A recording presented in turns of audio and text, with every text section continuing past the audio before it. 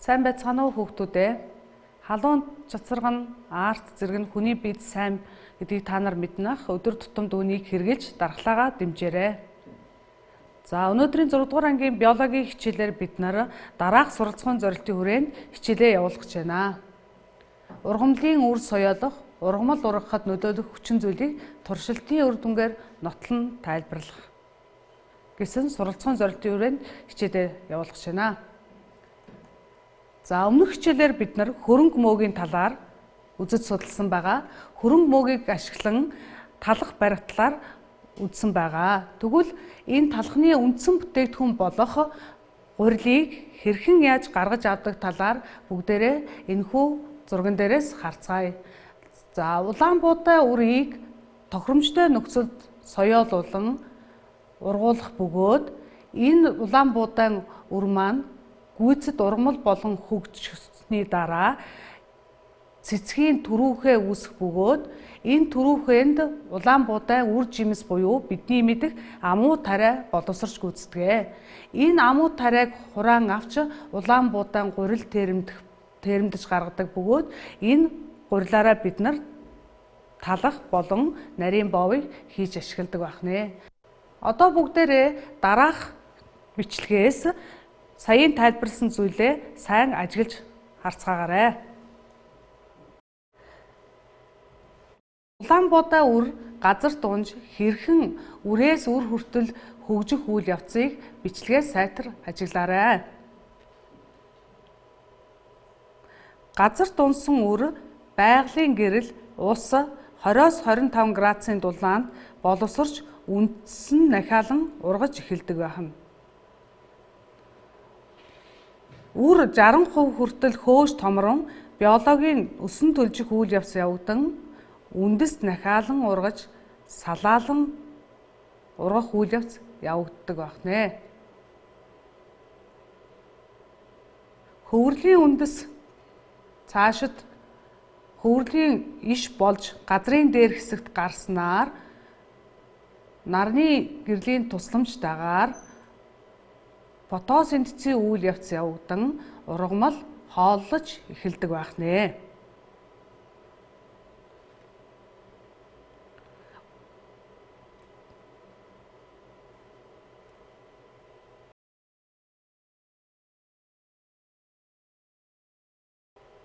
Үр ургах явцдаа хөрснөөс үндсээрээ дамжуулан эрдэс элементүүдийг өөртөө шингээн хооллож ургадаг байна.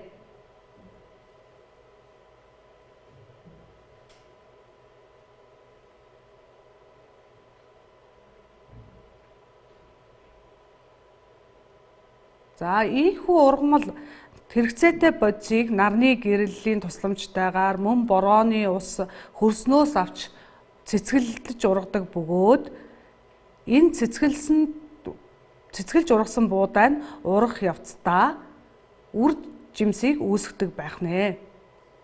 Өөрөөр хэлбэл цэцгэнд үр жимс үүсэх үйл явц явагдана. За улаан буудай хувьд түрүү багцэгтэй бөгөөд түрүүхээ болгонд нэг үр жимс үүсгэнэ. За цэцгэлсэн улаан буудай нь ургацсан өгөхөд бэлэн болж комбайнд ачигдсанаар үрийн хөгжил дуусна.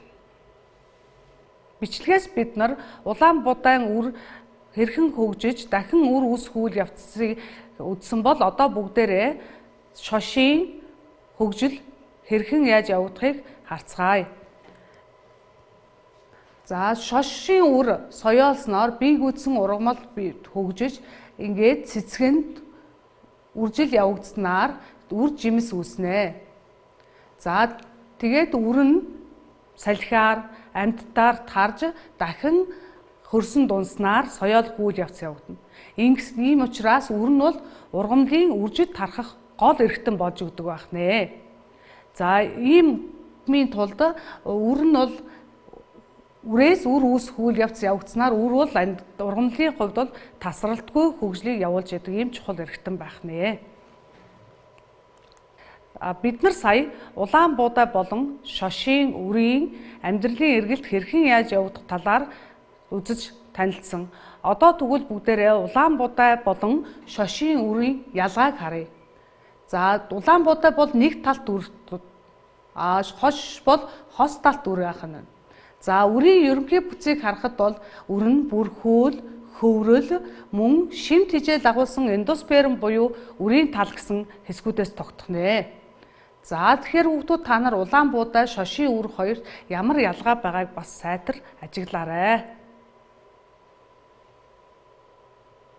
За одоо бүгдээрээ эдгээр үрүүд маань хэрхэн яаж соёолж, энэ соёололтод ямар хүчин зүйлүүд нөлөөлдөг талаар туршилт хийж үзцгээе.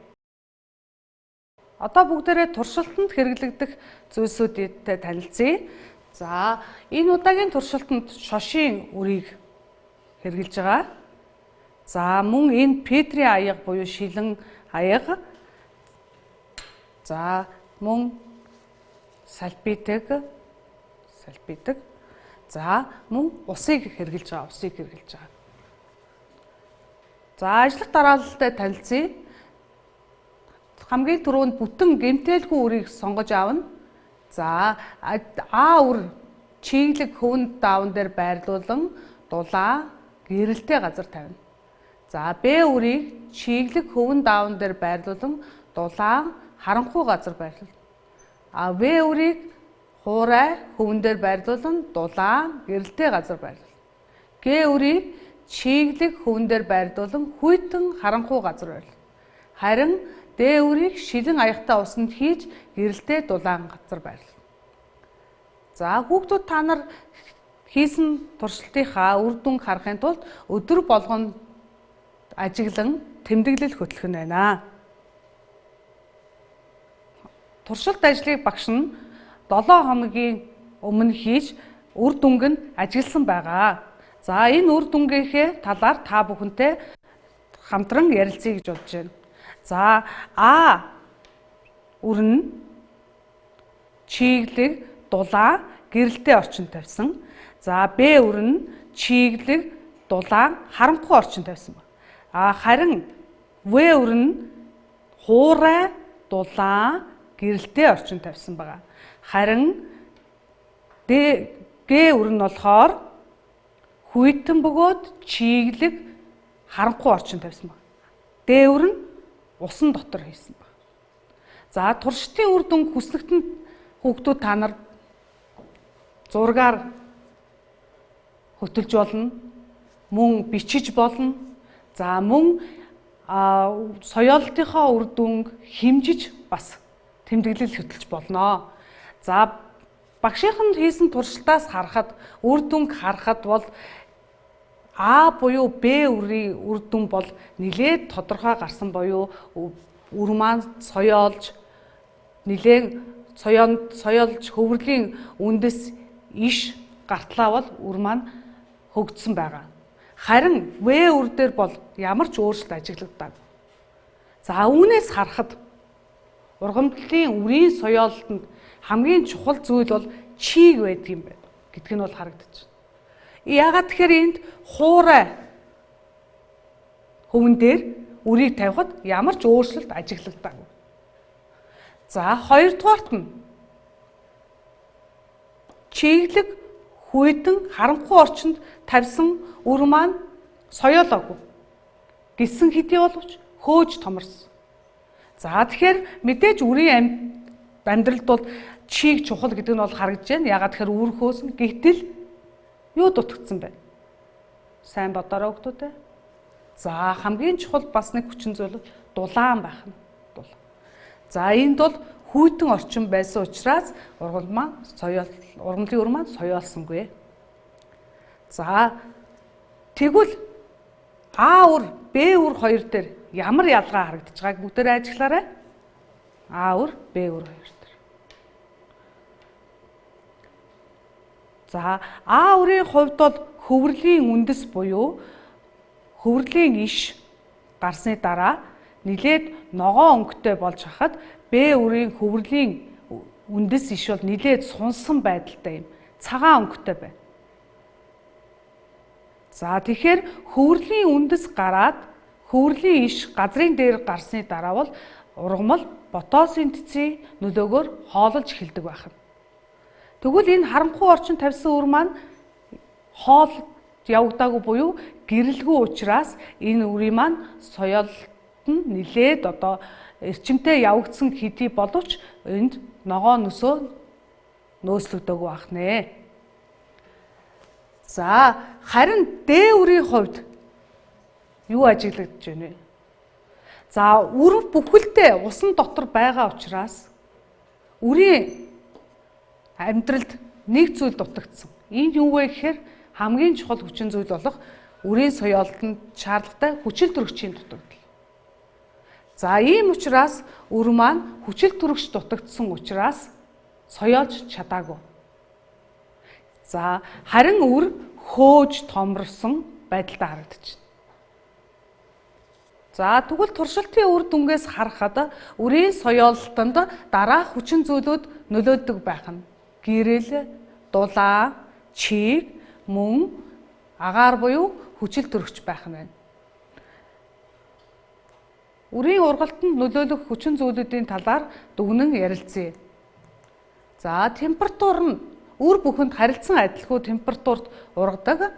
Жишээлбэл улаан буудай 10 хөрсний дулаан 3-аас 4 хэм байхад ургадаг бол өргөс хэмэх хулуу зэрэг нь бол 12-оос 14 хэмийн дулаанд ургадаг байх жишээт.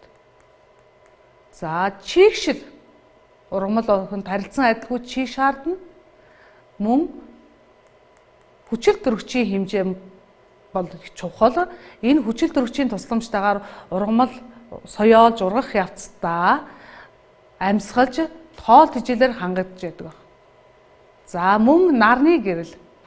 Ургамал бүхэнд бол харилцан адилгүй хамааралтай байх хэдий ч наранд бас ургаж соёолдоггүй юм үр байх нэ. За туршилтын үр дүнгээс харахад ургамлын үр гэрэлгүй орчинд соёолж чадж байгаа хэдий ч цаашид энэхүү ургамлын үрийн соёолтонд гэрэл шаардлагатай учраас үрийн соёолт маань нэлээд урталсан, сунсан байдалтай бол харагдаж байна. За үрийг хөрсөнд тариагүй ч гэсэн ургасан. Үр ургахад хэрэгтэй шин бодис нь хаана байсан бэ? За энийг хэдүүлээ илрүүлэхийн тулд нэгэн туршилт хийж үзье. За хэрэглэгдэх зүйл нь дэвтээсэн үр, цаасны утга, тавиуршил, мөн йодын усмал. За ажиллах дараал нь дэвтээсэн үрийг хөндлөнгөөр нь зүсээд йодын усмал тусааж өнгөний өөрчлөлтийг ажиглаарай.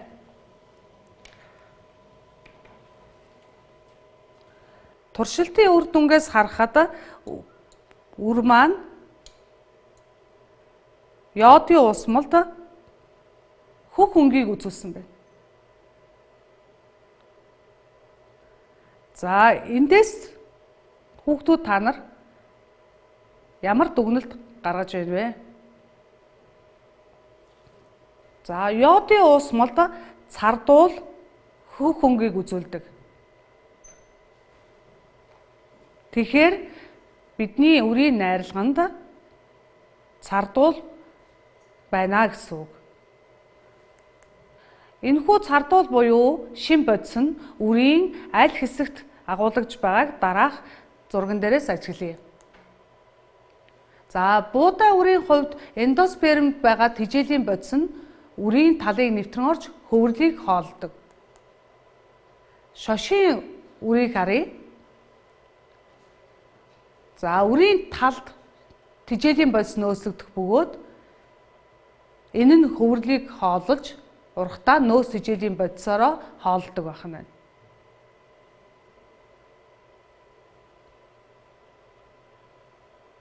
За энэ эндосперм буюу үрийн талд байгаа шим тэжээлийн бодисоо ашиглан хөврлийн хэсгээс хөврлийн үндэс, навч, нахиа цаашид хөгждөг байх нэ. За өнөөдрийн хичээлээс харахад ургамлын үрийн соёолтонд ургамал ургахад ус, чиг, температур, хүчил төрөгч, гэрэл гэсэн гадаад хүчин зүйлүүд мөн нөөц тэжээлийн бодис үрийн хөврөл гэсэн үрийн дотоод хүчин зүйлүүд чухал үүрэгтэй харагдаж байна. За ургамлын үр соёолох ургах хугацаа бол ургамал бүхэнд бол харилцан адилгүй байдаг. За өмнөх ангидаа бид нараа үрийг хөрсөнд хэрхэн ямар гүнд суулгах талаар бол үзсэн байгаа. За үрийн хэмжээнээс хамаарч үрийг суулгах гүн бол харилцан адилгүй байдаг. За жижиг үрийг өнгөцхөн, харин том үрийг бол гүн суулгадаг. Үүний учир шалтгааныг хүүхдүүд та бүхэн сэргээн бодоорой. За үр том байх тусмаа түүнд агуулгадж байгаа тэжээлийн бодис хангалттай байдаг учраас хөрсөнд арай гүн суулгаж өгдөг. Гэтэл буудаан үр бол харьцангуй жижиг байдаг учраас түүнд агуулгадж байгаа тэжээлийн бодис бага байгаа учраас газрын өнгөн хэсэгт суулгаж өгдөг. За үр өөрөө хөрсөнд сууж цаашид соёолсноор газрын дээрх хэсэгт гарч ирсний дараагаас эхлээд фотосинтезийн үр дүнд хоол тэжээлээр хангагдаж байдаг байна. За бидний туршилтын үр дүнгээс харахад хүүхдүүд та нар сайн ажиглаарай. Хэд хоногийн дараа үр маань соёолж газрын дээрх хэсэгтэр гарч ирсэн байх. За бидний туршилтаас харахад чийг дулаан гэрэлтэй орчинд бол ургамал бидний харж байгаагаар бол 5 дахь 6 дахь хоногоос 5 дахь хоног дээр